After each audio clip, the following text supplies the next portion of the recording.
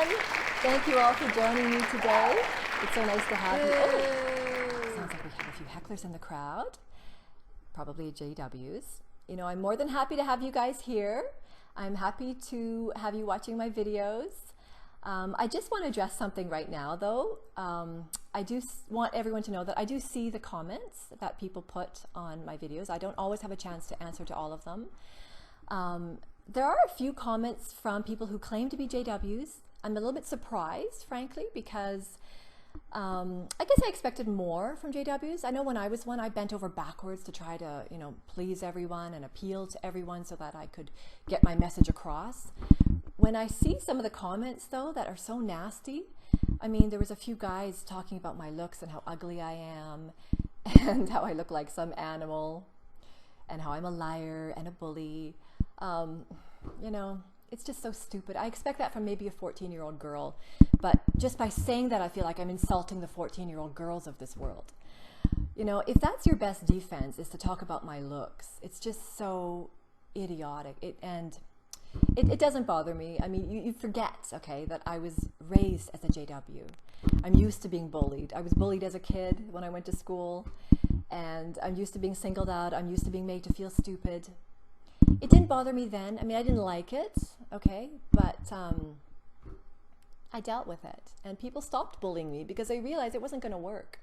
So if there's one thing I want to thank the JW organization for, it's that they taught me to stand up for what I believe in and to speak up for myself and to stand up to bullies and just say, you know what, it's not going to work here. I couldn't care less what you think of my looks. It means nothing to me. This isn't a beauty show.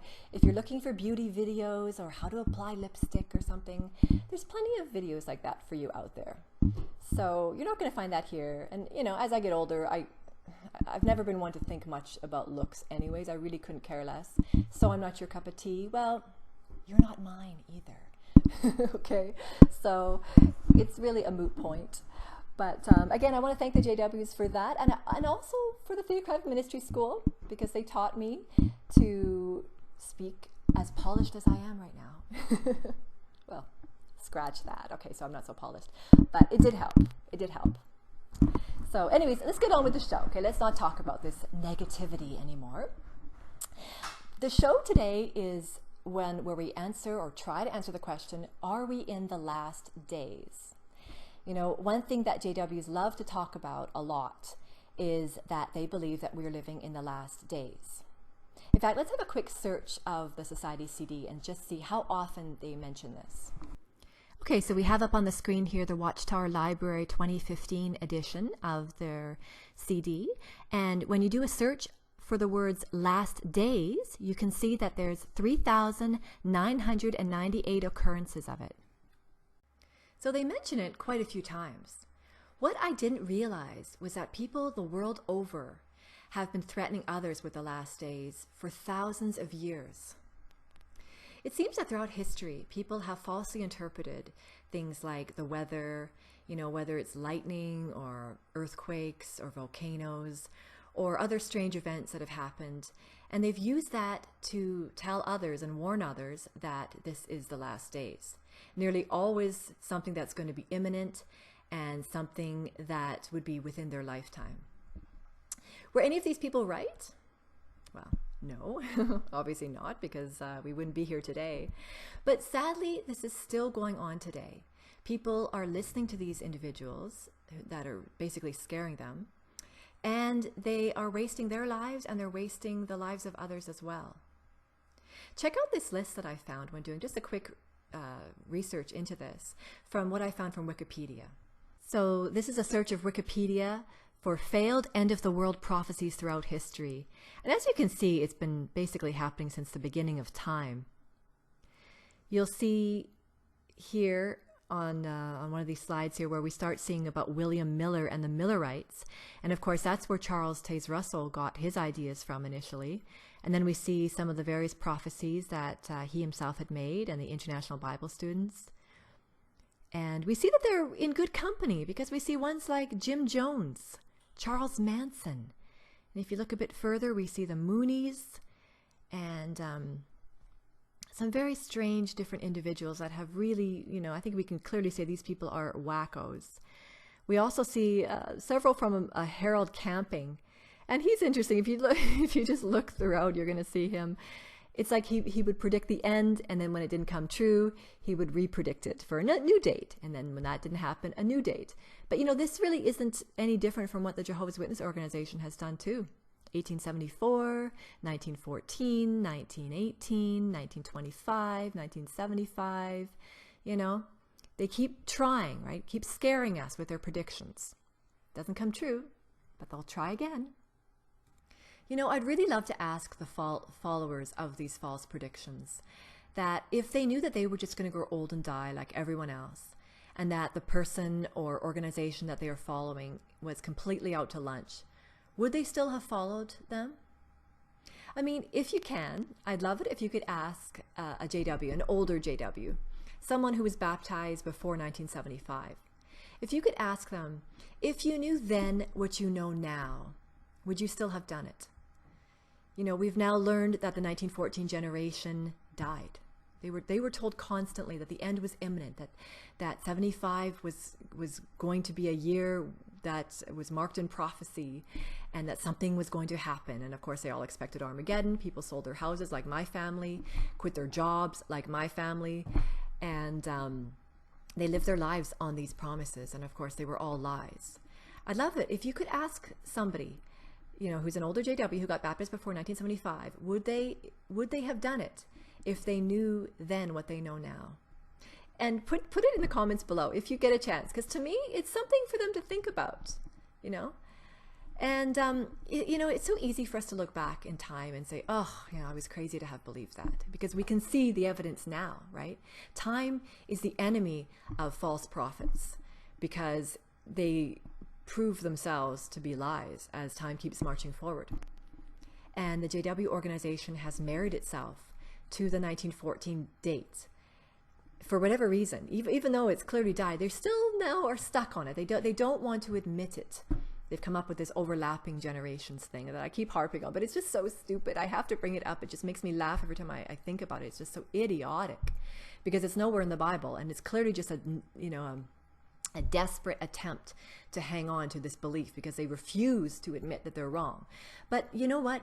As we get farther and farther from 1914, you're going to see that year doesn't mean anything anymore. It's not significant anymore. It's as significant today as the year Napoleon did his thing in the 1700s. I can't even remember what year. Is it 1775? I don't know. Nobody cares, and it's not even an issue anymore. And 1914 is going to be like that too, the further we get away from it. And the whole thing reminds me of this Simpsons episode that I'd like you to watch. The book of Revelations has 404 verses. Add the number of people at the Last Supper, minus the number of Filipinos in the Bible, and you get 3,100,000. 3:15 p.m., May 18th.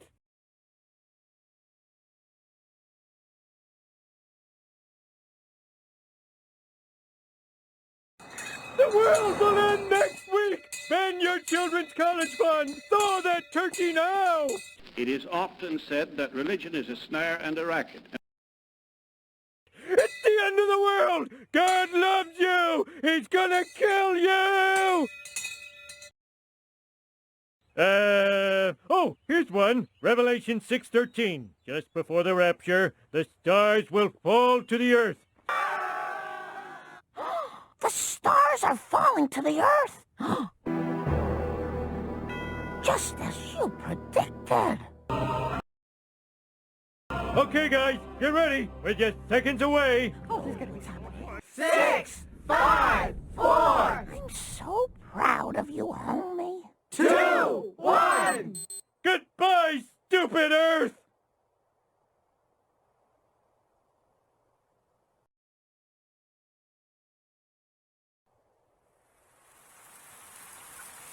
Wait for it. Wait for it. Ha ha!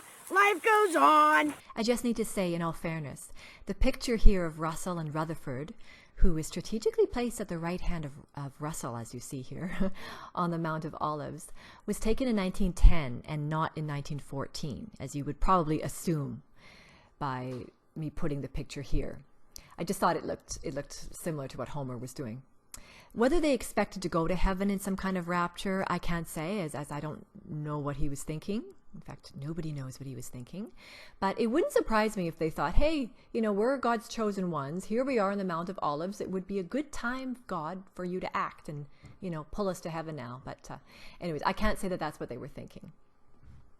Like Homer Simpson, the organization has tried to calculate when the end would come, even though the Bible says that nobody knows the day nor the hour. JW.org has even gone so far as to say in their publications that without them, you wouldn't understand the Bible. Check out this slide here. You'll see the first quote there is from a 1967 Watchtower, October 1st. About halfway down the quote, it says, "Thus the Bible is an organizational book and belongs to the Christian congregation as an organization, not to individuals, regardless of how sincerely they may believe that they can interpret the Bible. For this reason, the Bible cannot be properly understood without Jehovah's visible organization in mind."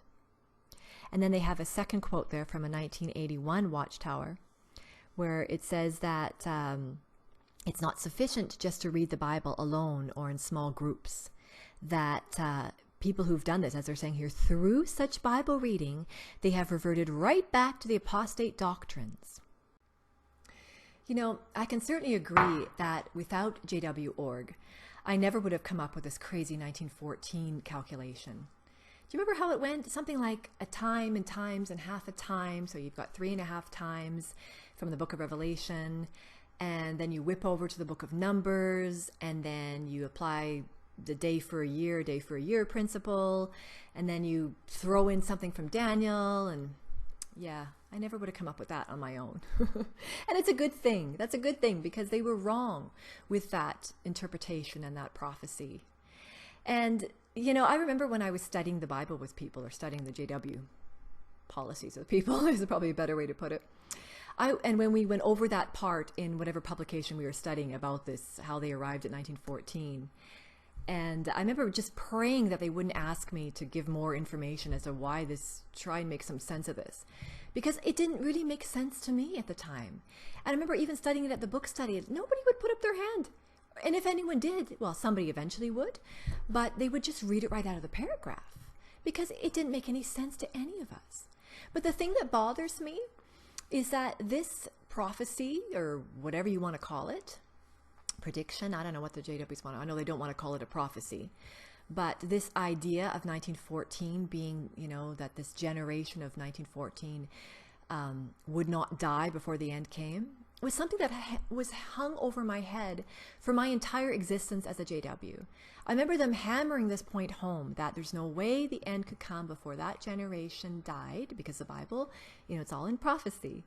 And so we knew that the end was imminent, right? It had to be within the next few years, because that generation was getting old, and it all made sense to me at the time. But now looking back, you can see that it doesn't make sense anymore. And that's why I say, the JW organization had a good run. I mean, they fooled all of us with their lies, and it all made sense at the time. But now that that generation has died, and they've just come up with whatever made them the most sense to them to try to prolong that lie, it's all just silliness to me now. I think what bothers me the most is that the organization not only taught these things and insisted upon them, but they punished any who didn't go along. You'll see here some various quotes here from Watchtowers. The first one's the 1894 Watchtower. It says, "We see no reason for changing the figures, nor could we change them if we would. They are, we believe, God's dates, not ours. But bear in mind that the end of 1914 is not the date for the beginning, but for the end of the time of trouble." Then from the Time is at Hand Watchtower publication, it says, "In view of this strong Bible evidence concerning the times of the Gentiles, we consider it an established truth that the final end of the kingdoms of this world and the full establishment of the kingdom of God will be accomplished at the end of AD 1914. And then the other quote there from an 1892 Watchtower, "The date of the close of that battle is definitely marked in Scripture as October 1914. It is already in progress, its beginning dating from October 1874.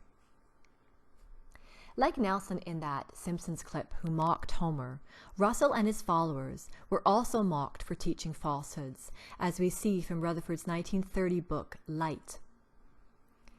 The quote there, as I've highlighted, says, "All of the Lord's people looked forward to 1914 with joyful expectation.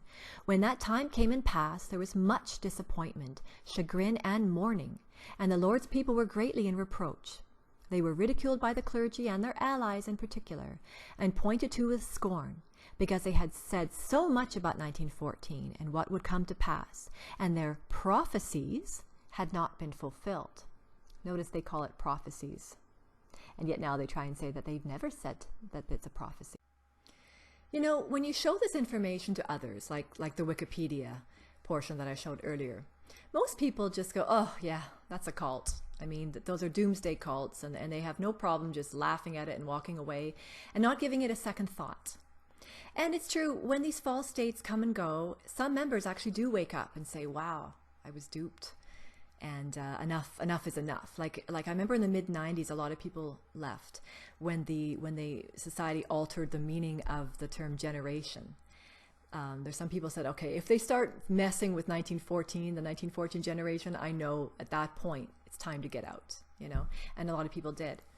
But oddly enough, most people in these organizations stay, and not just stay, but become even stronger in their faith.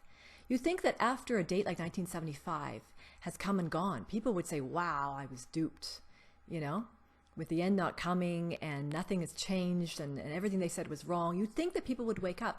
But strangely enough, most of them become even stronger. And one of the reasons why this happens is due to the mind control, first of all, and the fact that some people have given up so much for the organization already. Perhaps they never had kids because they were told that the end was coming, so why not have perfect kids in the new world? Or they never got married for the same reason. Have a perfect husband in the new system. Why marry one of these imperfect losers here? You know, they put off living their lives. They've put off having careers, or they never got an education because the end was coming. You know, they've given up so much for the organization, the humiliations that I spoke about earlier, the bullying that we all put up with in school for being a Jehovah's Witness and made to stand out and made to be different. You've put up with so much, you've given up so much that you just want to hang on for those reasons. You think, no, I'm at the end now, you know? And they'll actually say to me, "No, we're closer than ever to the end now." And I have people also saying to me, you know, "Don't try and take away my paradise, you know, by your videos and stuff." And it's like, well, you know, I can't take away something that never was there in the first place. I'm not trying to take away anything. I'm just trying to make you realize what it is you're believing in. And are you believing in it because it makes sense? Or are you believing it because somehow you're trapped? You feel trapped because of all the things you've given up. Or you feel trapped maybe because of family members that you don't want to lose if you try to walk away from this organization. The question we need to ask, though, is, has Jehovah ever encouraged lies to be taught in his name? Has he ever supported falsehoods and false ideas and false prophecies? You know, J.W. Orr constantly praise themselves for their preaching work. A lot of people will say, "Well, yeah, but, you know, yes, everything you say is right, Susan. You know, I agree with what you're saying, but the fact is that they're the only ones preaching this message throughout the world today." Well, what's so great about preaching something if it's the wrong message?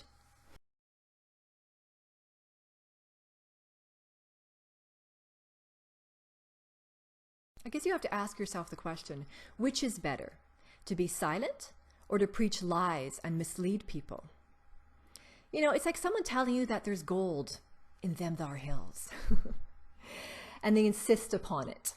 And they tell you, you know, go this way, you're going to gain all kinds of riches. And so you think, hey, it's great. So you put off getting married, and you put off having a career, getting an education. You put off living. You're not going to travel the world. You're like, well, I can do all those things after I get this gold, because once I have this gold, I'll have all the money in the world, you know, to get a great husband and to have my kids and to travel the world and to do all the things I want to do. So you spend your entire life, decades, looking for this gold because someone said it's over there. They're telling you, you know, specifically where it is. And of course, you can't find it, you know? Well, how would you feel if that person said, you know, on your deathbed, "Oh, my bad. I guess I was just overeager. But at least I talked about the gold. At least I preached about the gold." Not cool. Not cool at all. I mean, how is this beneficial? How is it beneficial to tell somebody a message if it's completely based on what? The fact that you think something, you're eager about it, you want it to be true, you'd like to have followers after yourselves, and so you're just going to preach something that sounds good to people so they can have their ears tickled and follow you? You know, how is that helpful? Yes, you've preached, but how has that helped any of us, you know, who've all been led astray? You know, we have the example of what God did in the Bible. He warned that Jerusalem would be destroyed. And he had Jesus and his disciples preach this message that within one generation it would be destroyed. Did it happen? Did it happen the way God said it would? Did Jesus end up having to blame the members because it didn't happen, or try and stretch it off into some ridiculous, nonsensical, overlapping generation thing? No. It happened exactly the way God said it would. There was no ifs, ands, or buts about it. But you see, Jesus warned about people like the ones I referred to with the gold. And he warned us to stay away from these ones. Let's see what he says here in the book of Luke. Luke chapter 21, verse 8. He said, "Look out that you are not misled, for many will come on the basis of my name, saying, 'I am he,' and the due time is near. Do not go after them." You can just imagine God in heaven watching all these absurd JW org teachings and having them say how it all came from Jehovah and what his reaction would be. Check out some of these quotes. So this is from an Awake masthead. It was from the inside cover of the Awake magazine, and this ran for decades.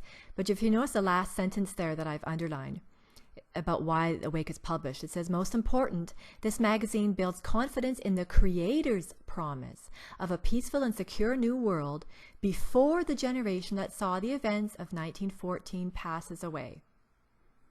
So they're trying to say that it was the Creator's promise that before these events happened that we'd have this new world. But clearly it wasn't his promise, was it? And then they love to speak for him. In fact, they call themselves his faithful steward. As you see from these other quotes from the Pay Attention to Yourself and to the Flock, they say they are commissioned to serve as the mouthpiece and active agent of Jehovah, commissioned to speak as a prophet in the name of Jehovah. And again, from this 1972 Watchtower, they're commissioned to speak as a prophet in his name. Now we see from this next slide that I've entitled, JW Org loves to speak for God and Jesus while providing no scriptural proof. We see from this 2009 Watchtower, says, "Since Jehovah God and Jesus Christ completely trust the faithful and discreet slave, should we not do the same?" And then this here is from the You Can Live Forever in Paradise on Earth book, what I've highlighted here. It says, "Which generation did Jesus mean?" And then they go on to say, "He meant the generation of people who were living in 1914. Those persons yet remaining of that generation are now very old. However, some of them will still be alive to see the end of this wicked system. So of this we can be certain." Well, I'll tell you, of this we can be certain. You were wrong. Jesus, I mean, they're saying Jesus meant that. Really? I love how they speak for him. And they're still doing it, because look at this quote here on the right here from the Watchtower. It's from a recent Watchtower, from the November 2016 Watchtower. It's saying, "Jesus has appointed the faithful slave to be the only channel for dispensing spiritual food.